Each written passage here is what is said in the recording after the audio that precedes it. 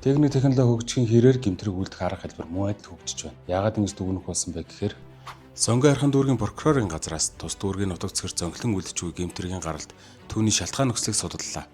Судалгаагаар тус дүүргийн нутаг цэцгэрт 2025 оны 11 сарын байдлаар нийт 6473 гэмтрийг бүртгэгдсэн бөгөөд энэ нь өмнөх оны мөн үеэс 1480 буюу 29.6% өссөн байна.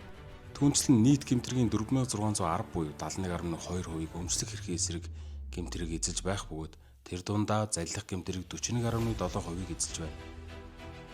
Жишээлбэл танд бага үнийн дүнгээр суглаанд оролцоод их хэмжээний мөнгийг хожих боломжтой гэж итгүүлдэг төрлийн суглаа сүүлийн үед өсөх хандлагатай байна. Шинэ төрлийн заллих гэмтрийг үзэгдэх байдлаас нь 3 төрөлд хуваажлахаар байна.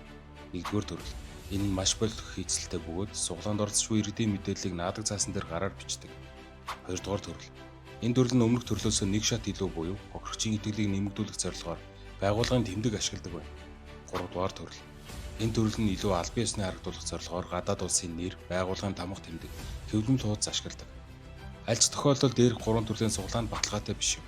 Одоо цагт хиймэл оюун ухаанд бүх төрлийн аппликейшнаар эдгээр суглааг жинхэнэ эсвэл буурамч хэсгийг шалгах боломжтой байсаар үедэл заллиулсан иргэдийн тоо өссөөр байна.